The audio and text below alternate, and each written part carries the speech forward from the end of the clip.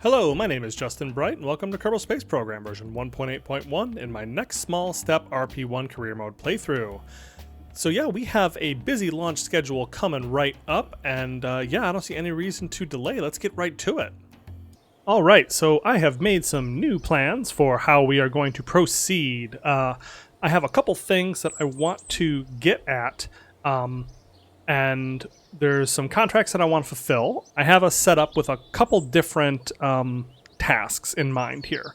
There still are bigger goals that we want to get to, but I have taken, you see I have a returner 3 coming up next. That is another reach orbital speed and return safely. I've managed to do that with a, my first returner was done using a Thor Able, so I am going to use another one of those, although this one is actually a Thor Able Star, so that I can test out the AJ-10 mid, which I have shied away from using because I haven't needed it, but as I get closer to using a lot of contracts that are going to need that sort of restart capability, I want the reliability to be up, so that is what I'm going to be doing with that mission there.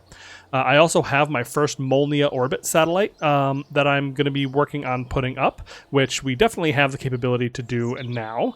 I'm going to be doing a communications test satellite after that, which is going to be the precursor basically to putting up our own communications satellite network. The only reason I haven't done it yet is I just had a pretty full launch card, basically.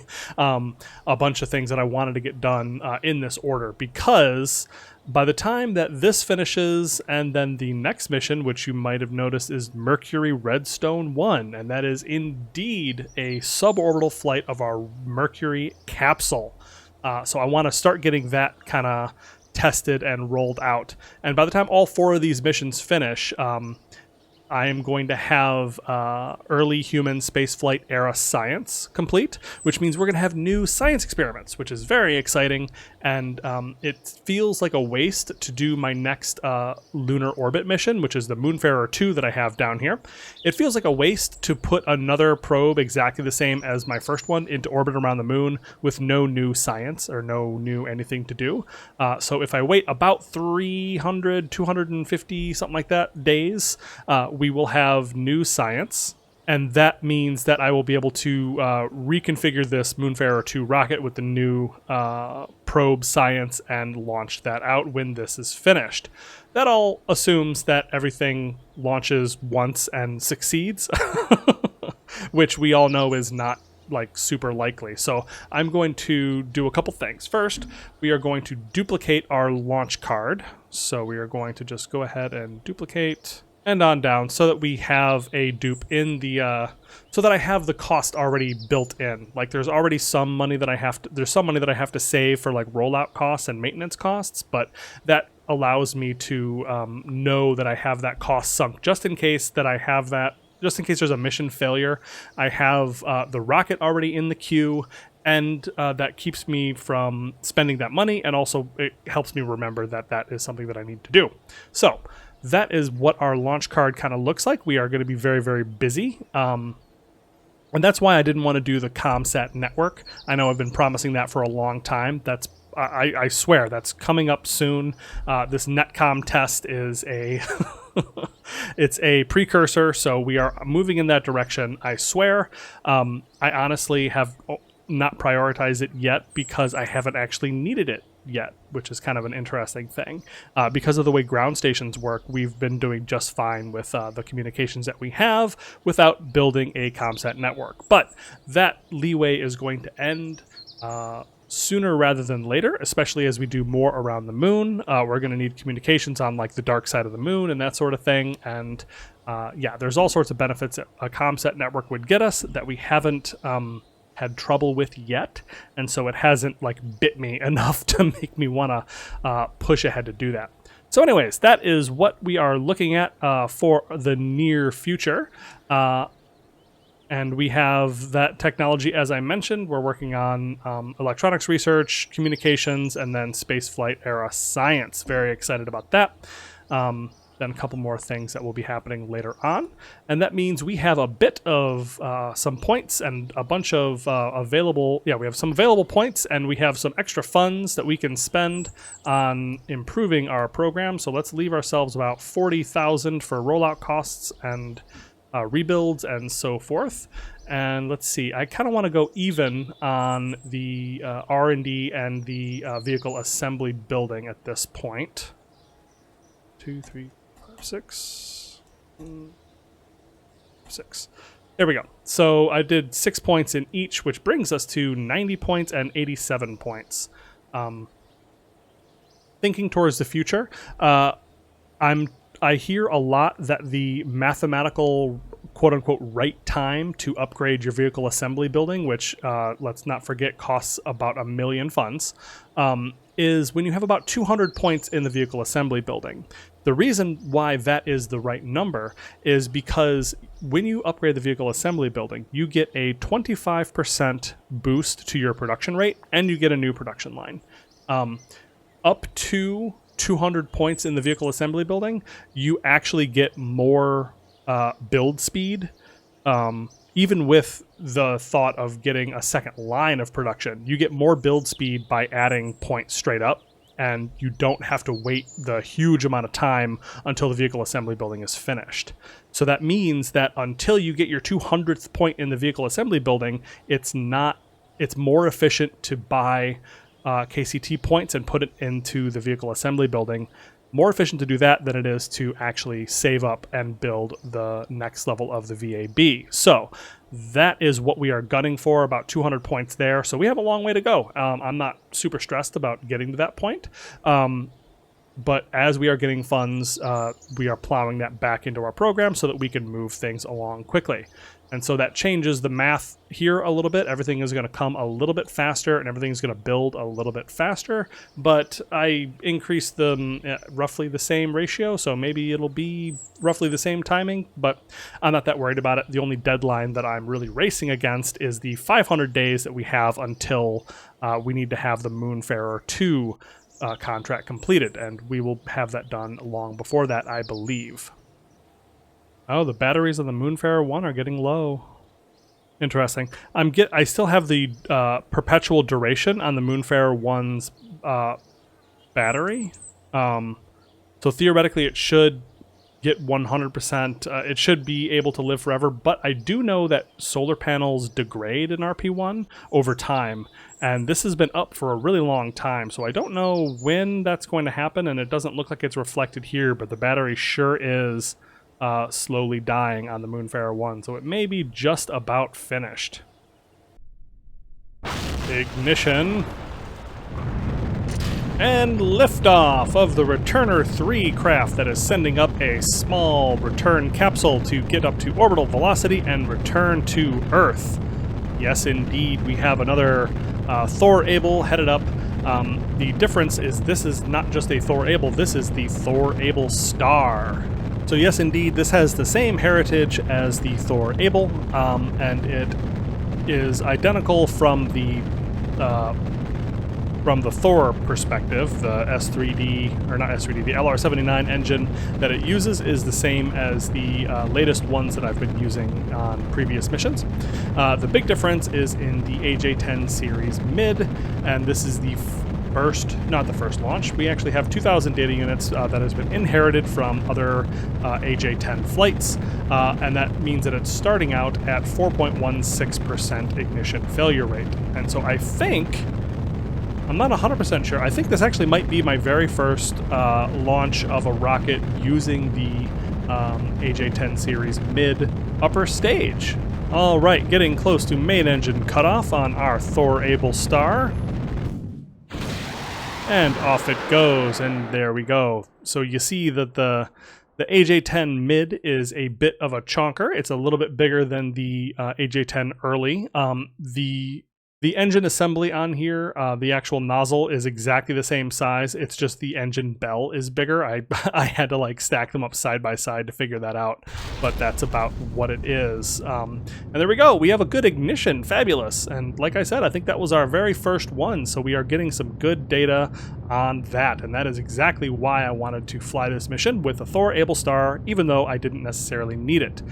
Because I know that the AJ-10 mid is something we are going to be using a lot on future missions as well. It has very similar performance to the AJ-10 early, very similar thrust, similar specific impulse and everything else, but the big key thing is that it does not have a limitation to the number of restarts. Which this combination of fuels is a hypergolic bipropellant, which means that when you mix the fuels together by themselves, it's already explosive. Like you just put one in the other and boom, and you have ignition. You don't need any igniters or any other fancy things. And so that is one of the most reliable ways to get upper stages to work. And so hypergolic fuels are very popular for that. They just don't happen to be, they're often not as efficient as certain things like, you know, cryogenic hydrogen. So yeah, for this mission, we have stripped down pretty dramatically our payload. We have literally just the batteries and just this return capsule. I've taken out all of the science stuff because we've done it. We've gotten our biological samples from low and high. There's really nothing else to be done with that.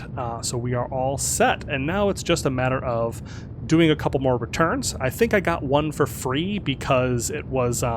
there was like a weird issue where I lost the contract entirely because of an update to RP-1. Like, because I'm trying to keep updated on the latest GitHub master of RP-1, which I can't necessarily recommend if you're looking for a stable play environment.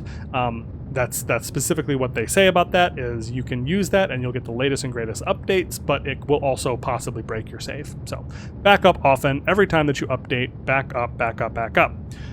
Anyways, in one of those updates, there was a bug in the contract where it was... the launch and return to orbit contract was removed entirely because it was configured slightly differently than it should have been. And I think that reset my count of how many times I've completed it, because when I accepted this contract, it said that I was able to... I completed it once, which was the Returner 2, which I did in the last episode. Or a previous episode. I have no idea when this footage is going live. That was not the first time that I'd done that contract. I had done it once previously in a very similar mission using the AJ-10 early, where I was just up into a very tiny, small orbit and then returned. So I should have completed it twice, but I now have the ability to complete it 2 more times. So I'm getting a freebie. I'm going to take it after all the salt of that particular set of mission failures that I had previously, so I'm not that stressed about it. All right, and there we go. We are finishing up our orbit. Very nice. And here is a really neat thing, now that I think about it, that I can do because I now have restarts. So we have that all finished, and this is now in a good orbit, and we can return home safely whenever we like. So what I'm going to do is I am going to stage off the return capsule, and that is very good, and that will be on its own. And I can return to this when I feel like it, but in the meantime...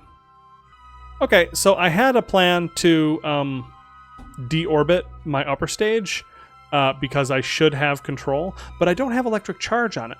Like, in one of my updates, I left it with 0 electric charge whatsoever. Like, the tank is empty. I just kind of resized the utilization, resized to utilization, and omitted all of the electric charge, which means that it has no battery whatsoever and is never going to be controllable. So yeah, I guess that's not happening for this, but that's something that I would like to do in the future, is deorbit these so that I can reduce the amount of clutter in my orbits. All right, now let's switch over to Returner 3. All right, so it's time to deorbit our Returner 3 probe. We have come around on 1 full orbit, and yeah, nothing else to do except for return home safely. And one nice thing about this one is we know that it is capable of slamming into the lowest part of the atmosphere without any real trouble. It will cool itself very quickly from the shock heating of re-entry. So 3, 2, 1. I don't love that it's not balanced. I wonder if that's the batteries that I've put inside, or if there's actually some inherent unbalance in there that might be part of like keeping it on a lifting re-entry trajectory or something like that. Hasn't caused me any trouble though, so I'm not that stressed about it. And we are decoupling that node, which gets us an extra like 50 kilometers of descent on towards our perigee. But again, that's not a problem because this is able to handle it. I'm very curious to see how the ablator fares on this 200 kilometer descent compared to the 40,000 kilometer one we did before. Because I didn't think to check it on my Returner 1 mission. I just kind of went, oh, yep, this is fine, and this should be no problem whatsoever. And, you know, I apparently assumed correctly, but this is not an optimal return trajectory. Like, we buried our perigee 280 kilometers underground on the first pass without even considering slowing down a little bit more gently or going on a less severe slope. So we are dipping down to 75 kilometers, and we are burning off a blader, but not that quickly. So you can see the difference that it makes when you come in at a much higher speed, and therefore you are burning on the outside much hotter. I'm not stressed about this ablator loss at all. I think that should be just fine.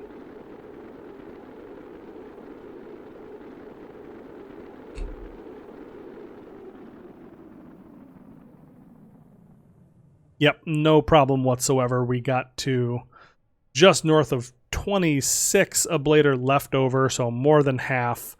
No problem at all. And then a gentle descent into the water, splashdown, and contract complete. We have reached orbital speed and returned to Earth safely.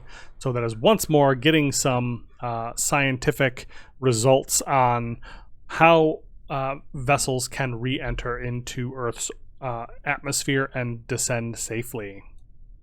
So I thought I was done with low orbit sample returns around Earth because I had done the biological returns, but that's because I had forgotten two entire science parts.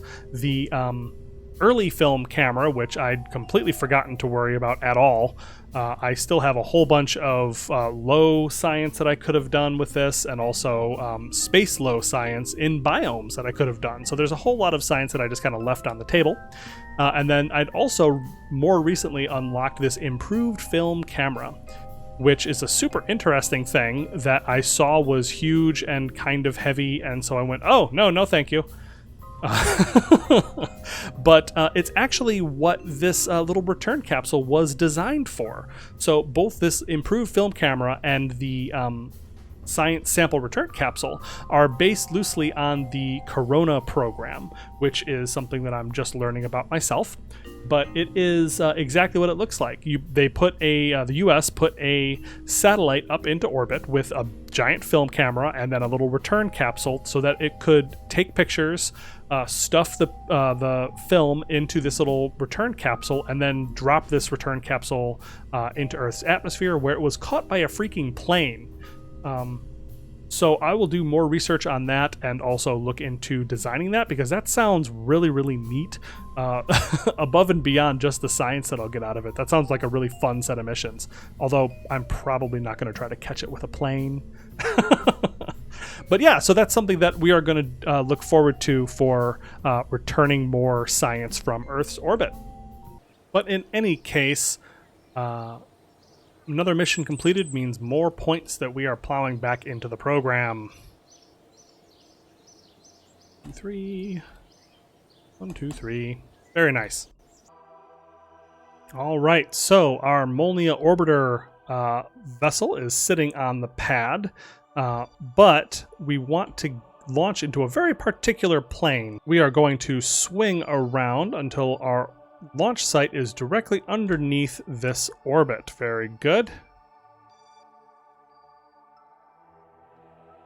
very close to good anyways. There we go. So that should help us out on our, as we look to get into this very particular orbit. All right, here on the pad, we have our Molniya orbiter. Ignition. And liftoff. All right, so this is our standard Tela architecture, hopefully getting us up into a lovely 600-kilometer circular orbit to start us off. So yeah, Molniya orbits are a little bit funky. They're similar in a lot of ways to geostationary in the way that you're going to get into them, where I was waiting to get into this point where we were launching basically into the plane of this orbit that it is requesting that we get into. So this is going to be the second launch of a rocket that is using the AJ-10 series mid-upper stage, and when I tried to design this first, I was using rockets that did not have restarts, but now that I have one that does, it makes this contract just about infinitely easier. Because you can see that we are able to nail this orbit. We get almost all the way there with the just the main body of our Atlas D variant Tela 1 rocket, and that is going to allow us to get most of the way there, but we have a good like 400 or so meters per second, a little bit more by the time we get out of the aerodynamics, that we are going to need to finalize this orbit once we get up there. And because we can use our AJ-10 upper stage, that means that I can just do that, and then I can also plan for the burn that is going to bring up our apogee to the such that our eccentricity is above 0.7, which makes it very, very highly elliptical. There's a particular value. I think that the sample version of this orbit is a 600 kilometer by almost 40,000 kilometer orbit.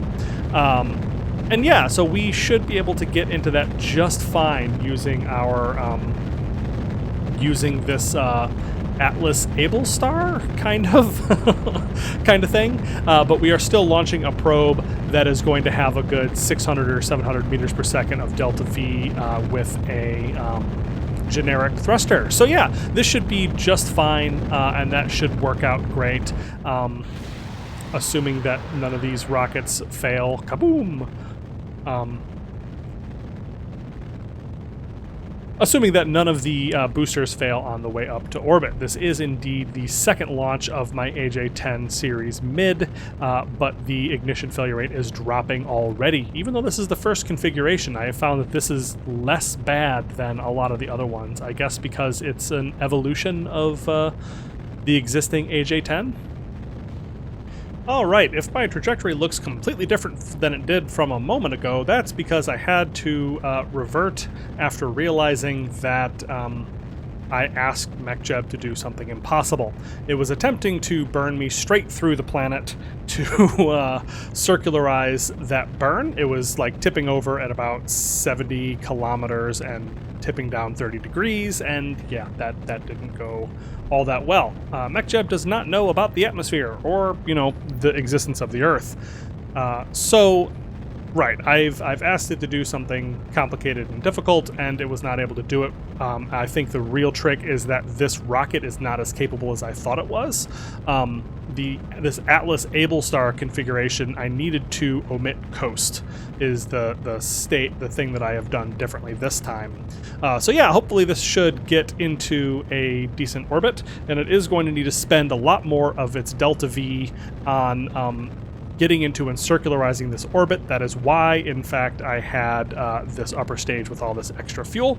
That is the that is the danger in planning missions like way ahead of time and then doing a whole bunch of stuff. Then I just kind of forgot what I was doing.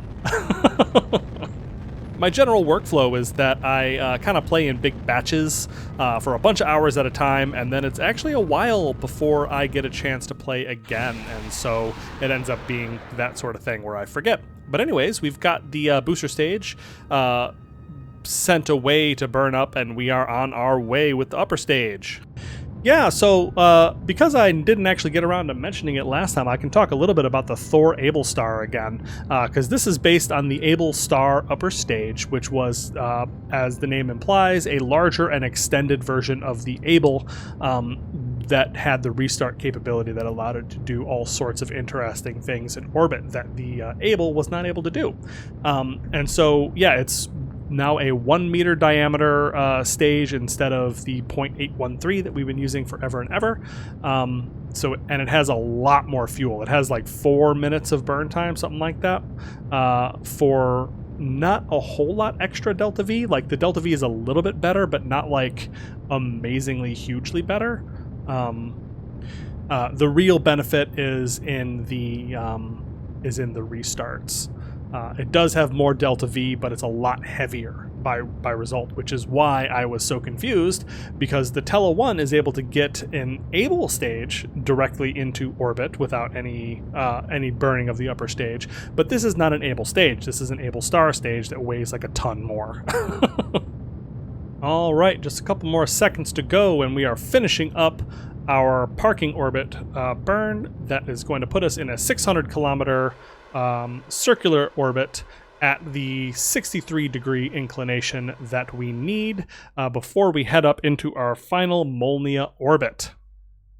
Lovely. So you can see now that this has actually worked pretty fantastically. We are set up so that we have a part of our orbit that touches the periapsis or the perigee of the orbit that we are intending to go into. And from here, I can just create a node, and then we can start messing with that. We can basically just push straight up. There we go, and our inclination is off by just a touch. But we are also not burning at the descending node, so it's not going to be very easy to change our inclination. So actually, I'll probably just skip that for now, and we will just burn to get our correct apogee. And there we go. We've got that set up just about right. So perfect. So yeah, that's going to be phase 1, and this is going to use the majority of our delta V, but it should leave us with a little bit left on our upper stage, our deep space probe stage. All right, so we are just about ready to go. The node is in just a little bit under an hour, so we are just rotating around so that we can be in the right position for that. We should have battery power that lasts us long enough without a problem. Oh, I forgot. If you have autopilot or any kind of MechJeb autopilot activated, then persistent rotation doesn't work. Yes, I know that's not a problem in Principia. There's a better implementation of persistent rotation, but again, I'm not getting into that. So we are just about at our correct attitude, and it is warping us around. Shoom! All right, so we see the lovely aurora flickering across the southern pole of the Earth as we get ourselves into the correct attitude and begin to ullage. Any day now. There we go. Ullaging up that thruster so that we can launch again, because even though this has infinite restarts, it does still have to deal with ullage, and that is always going to be a problem with that's a fuel related problem, not an engine related problem. So we are burning our way up into our Molniya orbit. So yeah, what this is this is a scientific based orbit that is intended to provide communications and remote coverage over a particular latitude. So a geostationary orbit is intended to fix itself in a single point over a long period of time so that it can analyze, communicate, and do all those sorts of things. A Molniya orbit is intended to do something very similar. But it's supposed to be over kind of a general region or a hemisphere of the planet instead of a very particular point. So it's intended to point down at, say, Russia or Canada and just linger in the sky over that point, because it's going to take us many hours where it's going to hang at that around that apogee, and it's going to spend most of its time up here compared to the time that it's been screaming through low orbit down this way. And that means that it spends the vast majority of its time doing the scientific or communications work that it is intended to do. So it's kind of a delta V cheap way to put up a geostationary probe, sort of, kind of. All right, so that's finished. So we are staging this off, and away we go. All right, generic thrusters go, and my RCS, the hydrazine thruster on the Able Star is chasing us, which is kind of fun. So we are going to finish off that orbit, and that is going to get us pretty close. And I'm willing to bet that the margin of error on this contract is going to be close enough when we finish this burn that it's probably just going to give it to us. But if not, we still have, or will have, a good 300 or 400 meters per second of delta V to correct our orbit, which is more than enough. So as I mentioned, this was the Molniya orbit was discovered, obviously, by Soviet scientists that decided that they needed an alternative to. Am I supposed to be drifting like that?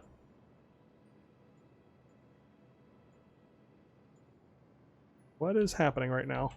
Future Justin here to tell you what is going on, and it is me being completely incorrect in my live diagnosis of what the issue is. So you can see me kind of clicking on the RCS thrusters here because I was convinced that I had put nitrogen in as the engine configuration for the RCS, because that's the default, and so I kind of just assumed. But that's not actually the case. I set it up exactly correctly. Everything on this probe is working just fine. I just forgot to turn on the avionics. I'm really not sure how I messed this up so badly that I completely forgot that this was a deep space probe, that you need to activate the avionics so that it will actually work. But as you can see, if you had any illusion of me knowing what I was doing, let me just show you my performance here. But yeah, I thought that it was wrong RCS, and so I just spun around and around and around. The important thing is to know is that this orbit, like the yellow orbit here, is an example, and I don't think it's actually like it requires me to be on that exact orbit, because we have the periapsis, the eccentricity is about right, our inclination is correct, our argument of periapsis is correct, which just means that we need to be in the high over the northern latitudes. And now we're just trying to fix our orbital period. I need to increase it by another 44 minutes over the course of the next burn, or over the next couple of burns, I guess. Are we good? I think I'm going to get away with this. Yeah, so that's Kerbal Space Program for you. RP-1 is this amazing, immaculately designed feat of science and history that allows you to recreate real missions and learn about space rocket history, and requires you to do intensive research to make sure you know what you're doing, and recreating these missions that really follow along with the space race and the history of how humanity learned orbital mechanics and got to space. But then you're doing it inside of Kerbal Space Program, where if you forget to click a button, then you just don't have RCS control. And you just kind of rotate around and try to finish the mission however you are able. I'll be honest with you, I really wouldn't have it any other way. All right, so that actually works. That shameful display is going to complete our first Molniya orbit satellite, which allows it to spend most of its time over the high latitudes. Yes, hooray! So yeah, we now have a communication satellite that will maybe sort of work sometimes. Oh my goodness. All right, so while we have good solar coverage, I am just going to get the heck out of this thing, and we're going to call this a victory. All right, so that unlocks the first Tundra orbit satellite contract, which is very similar in a lot of ways, except the key difference is that The period of this new satellite is going to have to be 1 sidereal day. So that is, yeah, for the most part, it's going to be exactly the same. I can do it with the exact same craft if I fix the RCS. So the reason that I've been pushing on those is once I've finished 3 communications test satellite contracts, I'll be able to do the early commercial communications satellite, which is worth a good amount of money. But once I've done all the weird orbits, Molniya, Tundra, geostationary, and 3 early ComSat contracts, I'll be able to do straight up commercial communication satellites out of the advanced contracts path, which I believe, or at least I've heard, are worth a lot of money and are a great way to kind of grind cash. All right, we are just about to finish interplanetary communications, which I think means we have way too busy of a launch schedule to actually hit this Earth-Venus window. Yeah. So that's fine. But I think this Earth-Mars window is going to be perfectly doable, and I think that is what we are going to shoot for. Our first interplanetary probe in 1967, I think, seems to be a reasonable time frame to me. I'm not sure what that compares historically, but I don't think it's good. But I'm not that worried about it at this point.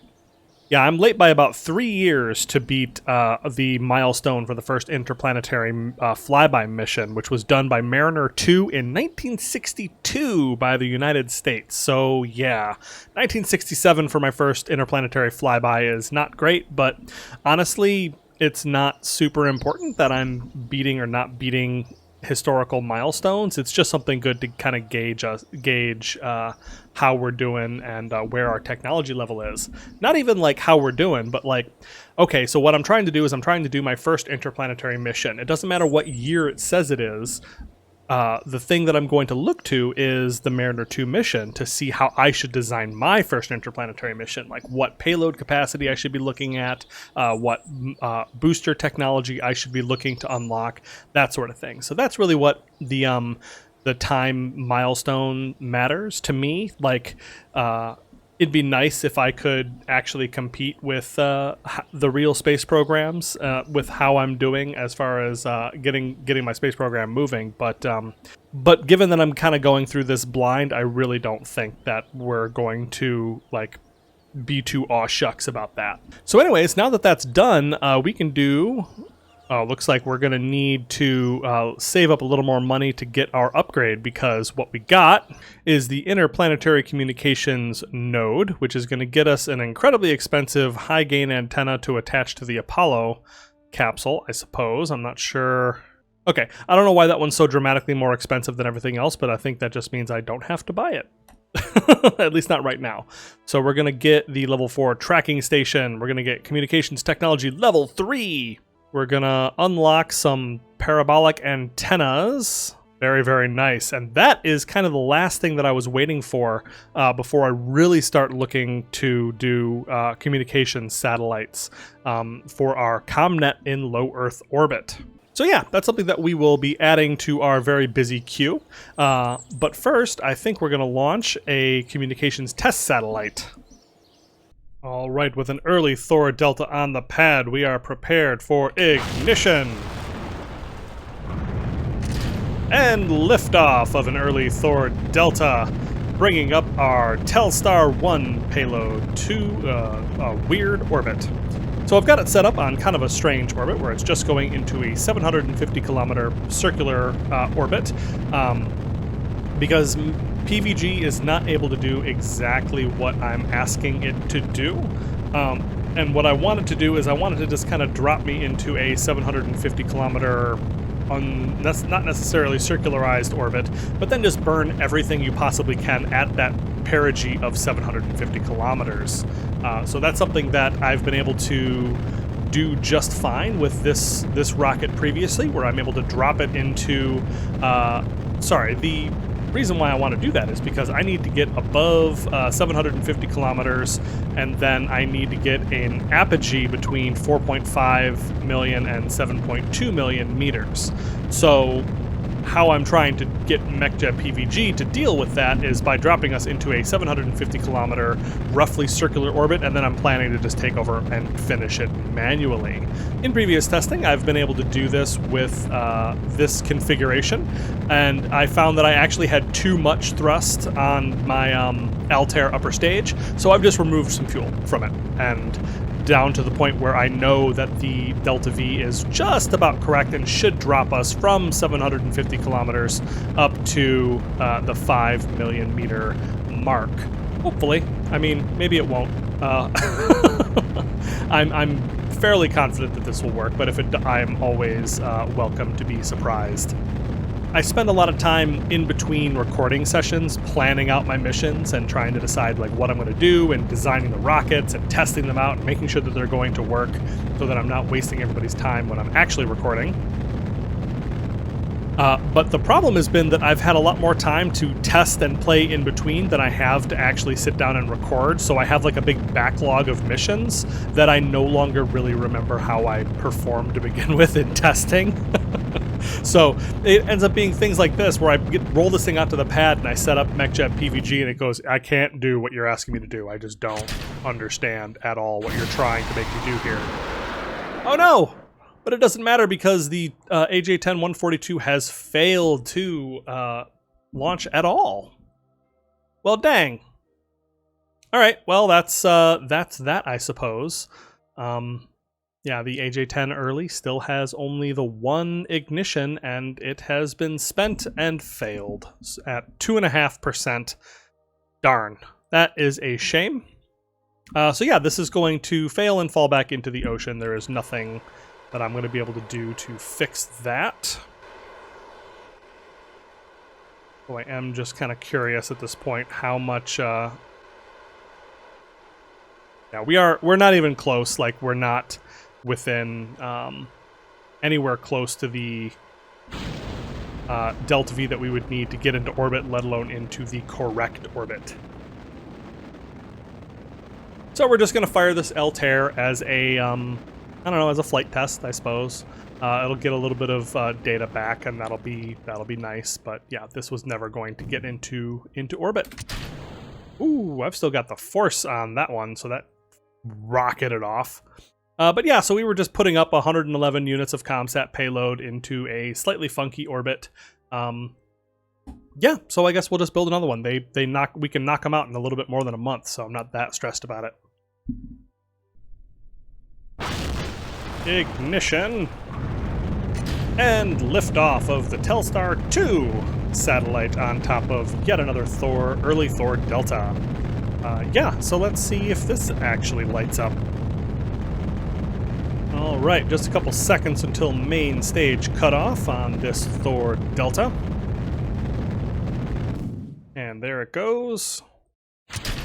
We have fairing separation, booster sep, and second stage ignition, and we are on our way up into what is hopefully going to be a good orbit that will test out the functions of a generic ComSat payload.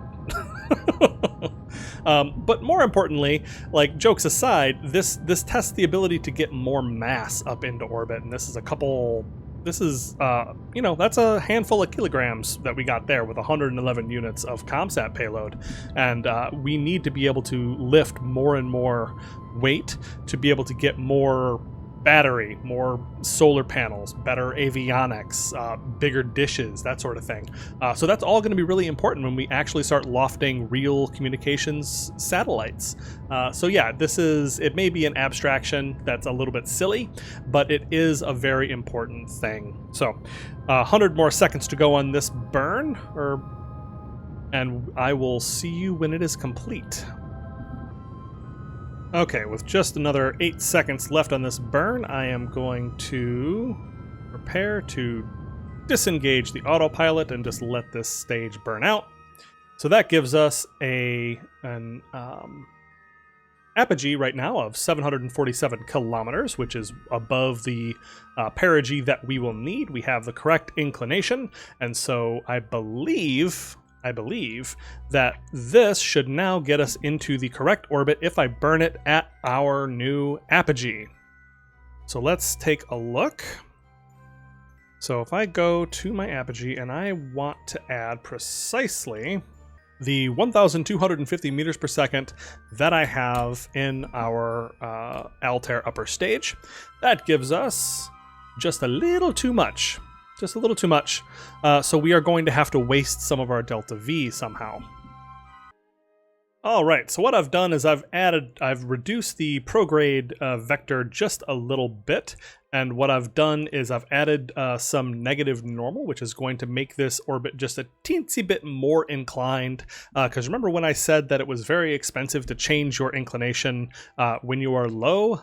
That is what I'm talking about. Like with 500 meters per second in the normal, negative normal direction, we are going to only just incline our orbit by a couple of degrees further than where it was. Hopefully that is still in the increasing inclination direction.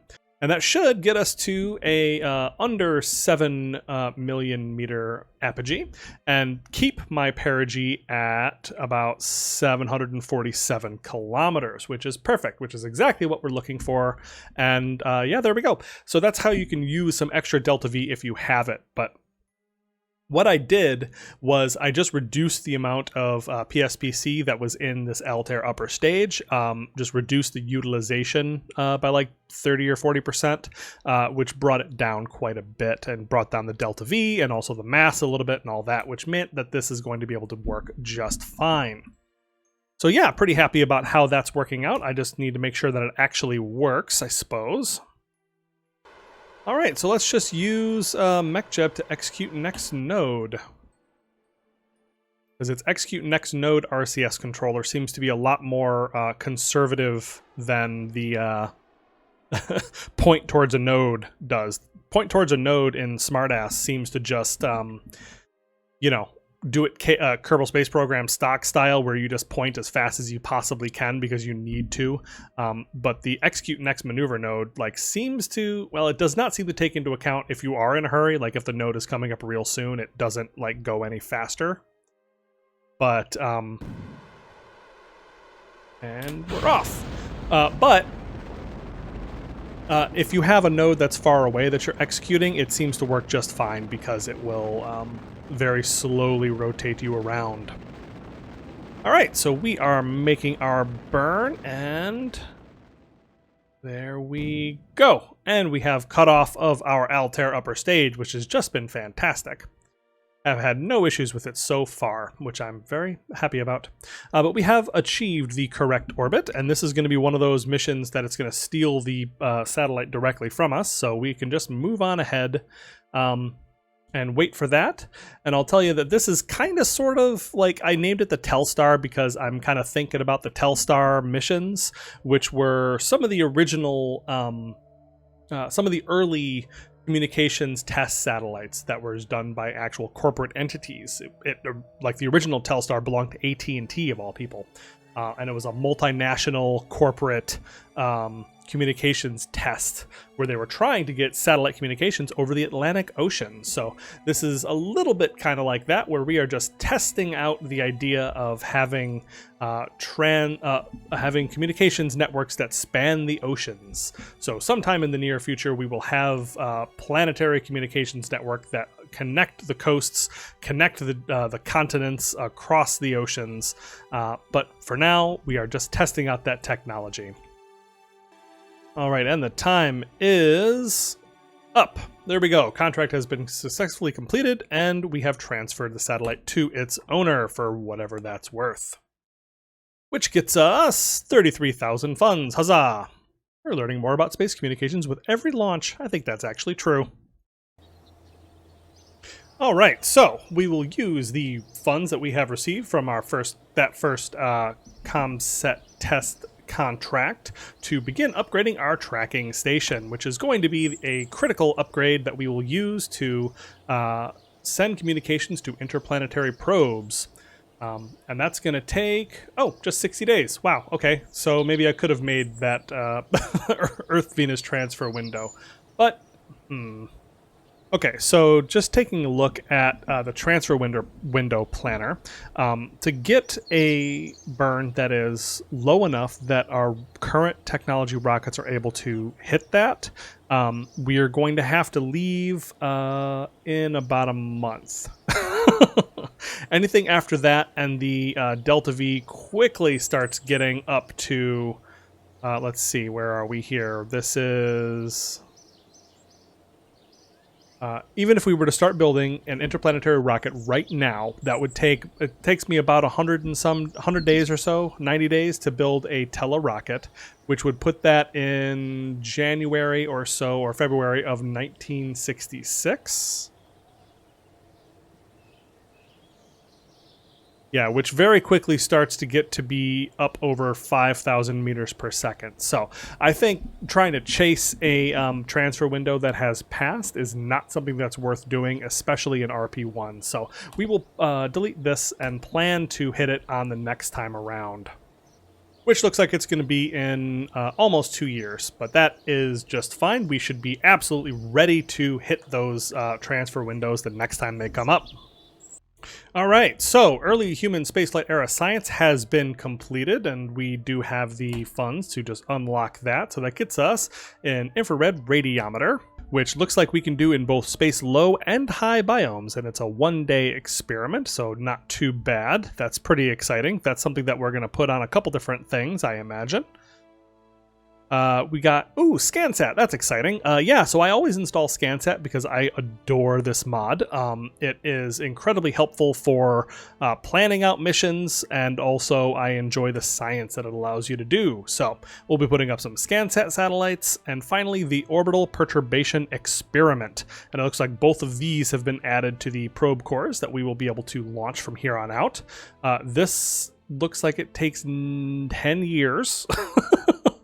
And there's one for space low and one for space high. Yeah, so that's an interesting one. Looks like this is not that expensive and is just a tremendous amount of science, so I don't see any reason not to just throw this up on the next long-term couple of probes, this one and this one both, and then we will get new science finally, because we are running dry. And I think that is actually going to do it for us today. So yeah, we got into a couple different complicated orbits, and we started making good on our big plans. We're driving towards interplanetary travel. We are driving towards getting people up into orbit any day now. We are moving very quickly, and yeah, I hope to have some really interesting stuff coming up soon. So yeah, if you enjoyed this episode, please let me know what you think. Like and subscribe, let me know what you thought down in the comments below, and I will see you next time.